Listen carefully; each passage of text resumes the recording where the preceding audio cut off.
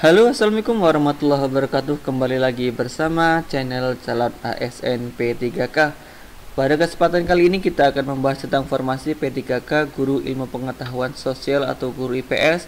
Bagi teman-teman yang barusan bergabung, jangan lupa subscribe channel ini guna untuk mendukung kemajuan channel ini. Bagi teman-teman yang sudah subscribe, saya ucapkan terima kasih dan jangan lupa bunyikan loncengnya untuk mendapatkan update terbaru.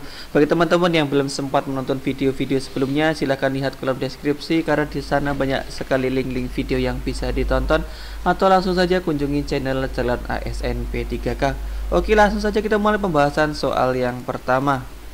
Soal nomor 1. Indonesia merupakan negara dengan kekayaan laut yang besar. Pemaksimalan potensi laut dapat dilakukan dengan titik-titik. A. Memanfaatkan sumber daya laut secara massal dengan berbagai cara. B. Memberikan pelatihan kepada masyarakat tentang cara-cara pemanfaatan sumber daya laut dengan cara yang bijaksana.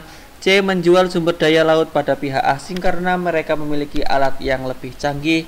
D. Membiarkan saja supaya sumber daya tersebut dapat berkembang dan terus berkembang. Dari keempat pilihan tersebut, jawaban yang paling tepat adalah A. Memanfaatkan sumber daya laut secara massal dengan berbagai cara. Soal nomor 2. Berikut ini yang bukan upaya peningkatan ekonomi maritim Indonesia adalah titik-titik. A. Mengenalkan batas-batas laut Indonesia kepada nelayan. B. Meningkatkan kualitas SDM oleh pemerintah. C. Memberikan kebebasan kepada kapal asing. C. Memberikan bantuan untuk nelayan miskin. Dari keempat pilihan tersebut, jawaban yang paling tepat adalah C. Soal nomor 3. Rumah tangga konsumen yang menyerahkan faktor produksi berupa kompetensi kewirausahaan kepada pihak produsen akan memperoleh imbalan berupa titik-titik. A. Sewa. B. Keuntungan. C. Bunga. D. Gaji. Dari keempat pilihan tersebut, jawaban yang paling tepat adalah C. Bunga. Soal nomor 4. Retribusi pendapatan dilakukan sebagai salah satu bentuk berupa titik-titik. A. Jaminan sosial yang dilakukan negara kepada masyarakat. B. Pembagian pendapatan nasional. C. Pengalokasian pajak kepada penduduk miskin. D. Pemberian subsidi kepada seluruh masyarakat. Dari keempat pilihan tersebut, jawaban yang paling tepat adalah A. Jaminan sosial yang dilakukan negara kepada masyarakat. Soal nomor 5. Pelaku ekonomi dalam suatu perekonomian terdiri atas titik-titik. A. Badan usaha milik negara, badan usaha milik swasta, dan koperasi. B. BUMN, BUMS, BUMD, dan koperasi. C. Rumah tangga keluarga, rumah tangga perusahaan, rumah tangga pemerintah, dan rumah tangga luar negeri. D. Rumah tangga konsumen, rumah tangga produsen, distributor, dan pemerintah. Dari keempat pilihan tersebut, jawaban yang paling tepat adalah C. Rumah tangga keluarga, rumah tangga perusahaan, rumah tangga pemerintah, dan rumah tangga luar negeri. Soal nomor 6. Berikut ini yang bukan tujuan pembangunan kelautan adalah titik-titik. A. Pertumbuhan ekonomi tinggi secara berkelanjutan. B. Menjadikan laut satu-satunya sumber pendapatan nasional. C. Terpeliharanya kelestarian lingkungan dan sumber daya kelautan. C. Menjadikan laut sebagai pemersatu dan tegaknya kedaulatan bangsa.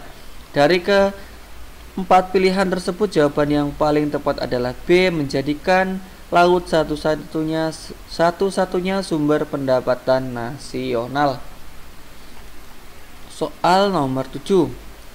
3 peran penting rumah tangga pemerintah adalah sebagai titik-titik. A. Regulator, konsumen, dan produsen. B. Konsumen, produsen, dan pemungut pajak. C. Motivator, fasilitator, dan regulator. D. Perencana, pelaksana, dan pengawas. Dari keempat pilihan tersebut, jawaban yang paling tepat adalah A. Regulator, konsumen, dan produsen. Soal nomor 8. Pengalokasian kembali pendapatan yang menunjuk pada transfer uang dari orang kaya ke orang miskin disebut dengan titik-titik.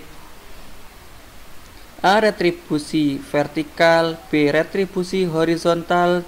C. Retribusi jaminan asgas. D. Retribusi kredit lunak. Dari keempat pilihan tersebut, jawaban yang paling tepat adalah A. Retribusi vertikal.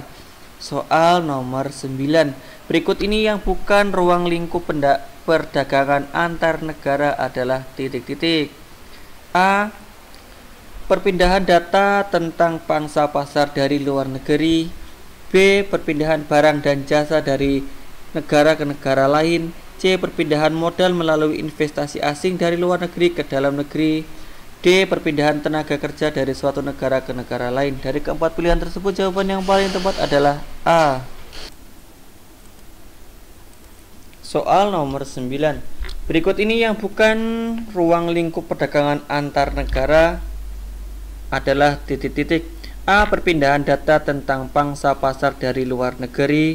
B. Perpindahan barang dan jasa dari suatu negara ke negara yang lain. C. Perpindahan modal melalui investasi asing dari luar ke dalam negeri.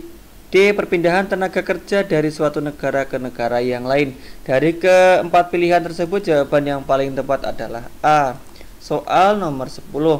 Berikut ini yang bukan merupakan faktor yang mempengaruhi ekspor baik dari dalam maupun luar negeri adalah titik-titik. A. Keuletan importir dalam memenangi pangsa pasar. B. Keadaan pasar luar negeri. C. Keuletan eksportir untuk menangkap peluang pasar. D. Kondisi sosial, ekonomi, politik suatu negara. Dari keempat pilihan tersebut, jawaban yang paling tepat adalah A. Keuletan importir untuk memenangi pangsa pasar. Soal nomor 11. Tanah adalah milik negara, maka rakyat harus menyewa tanah kepada negara. Hal ini yang melatar belakangi sistem sewa tanah pada masa pemerintahan titik-titik. A. Dindils, B. Raffles, C. Jensen, D. Lord Minto. Dari keempat pilihan tersebut, jawaban yang paling tepat adalah B. Raffles. Soal nomor 12. Pelaksanaan tanam paksa telah menghancurkan perekonomian Indonesia dan merupakan beban yang berat karena titik-titik. A. Rakyat dipaksa menyerahkan 1/5 tanah pertanian pada Belanda. B. Rakyat tidak punya waktu lagi mengerjakan tanah pertaniannya untuk memenuhi kebutuhannya sendiri. D. Dalam praktiknya tanah yang harus ditanami tanaman industri hampir 2/3 dari tanah yang terbaik.